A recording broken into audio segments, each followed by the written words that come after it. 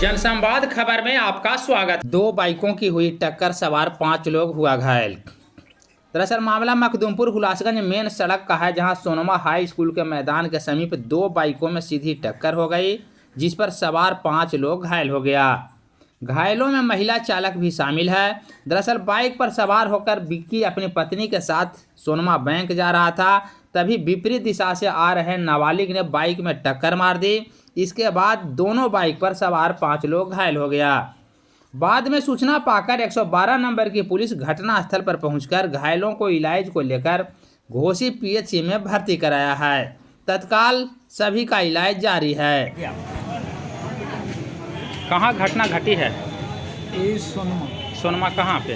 Field के साथ। क्या हुआ है?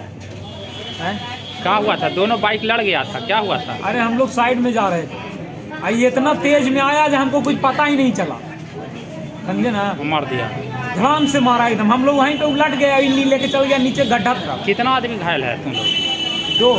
दो आदमी। वो लोग भी घायल है बताया है। ये लोग कितना घायल है? ये कितना आदमी से घायल है? दो उधर एक आदमी। पता नहीं ये लोग कितना था, हमको दिखा नहीं, हमको दिखता नहीं है, हम आँख से कमजोर है। कौन गाड़ी चला रहा था?